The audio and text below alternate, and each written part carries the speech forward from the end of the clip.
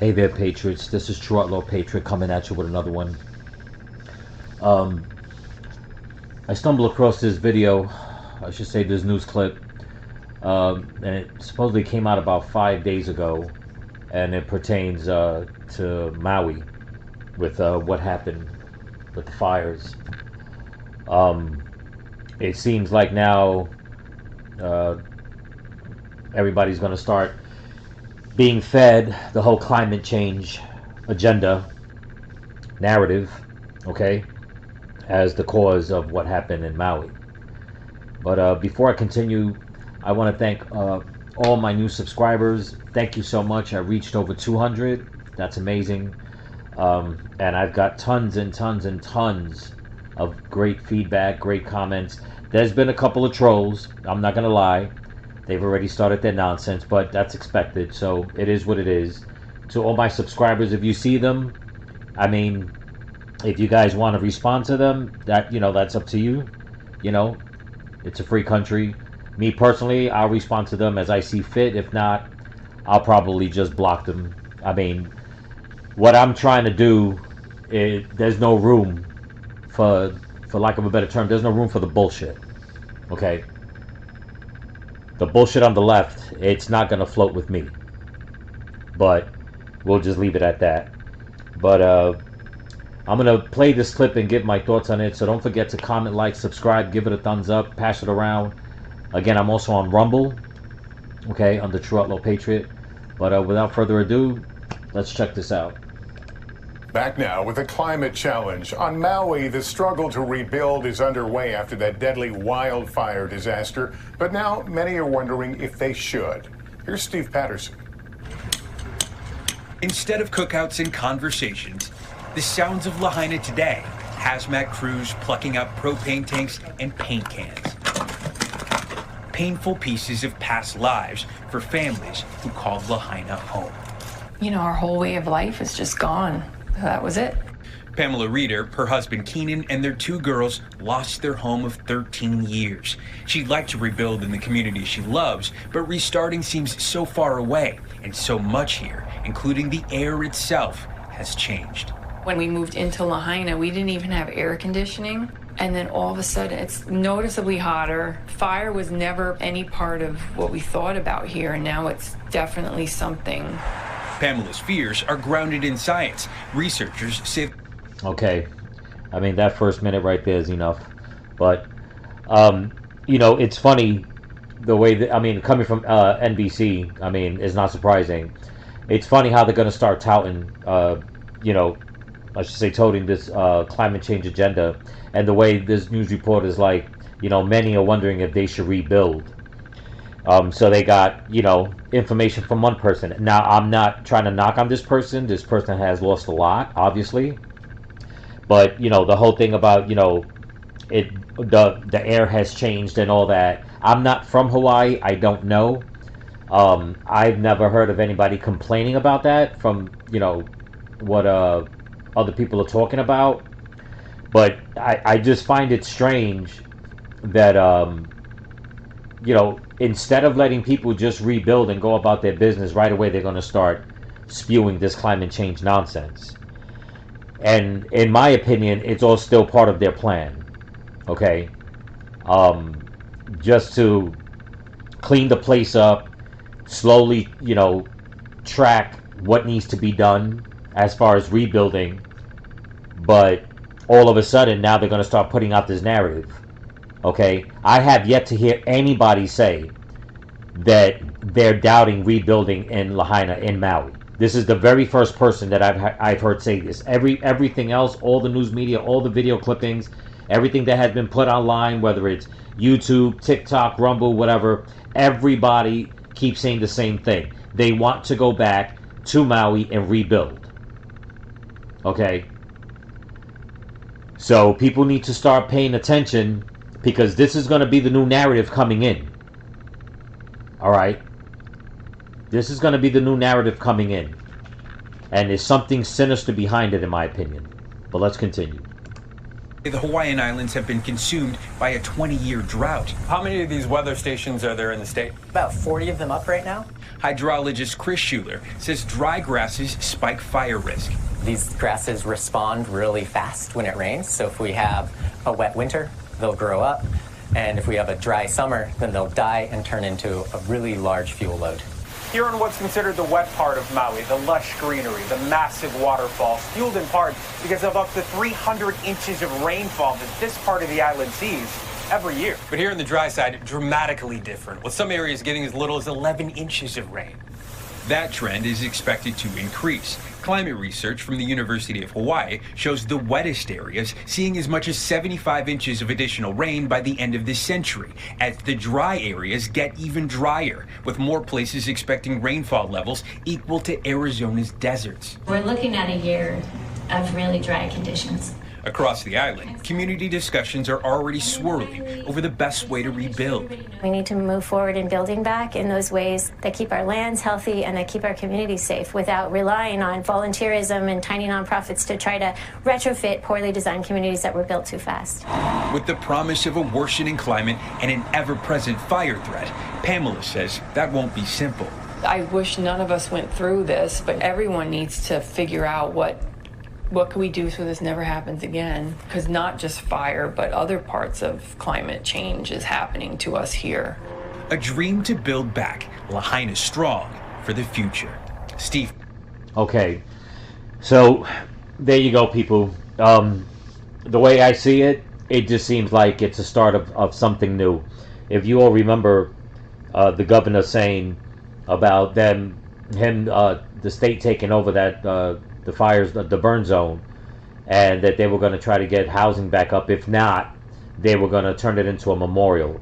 Now, if you ask me, this is where the narrative is going to start pushing little by little, and then start deeming that part of the island too dry and too dangerous for people to start rebuilding and living on.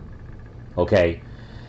And if they want the people to, if they're going to let the people build back on there, I mean, I could almost guarantee that there are going to be all kinds of building codes coming up.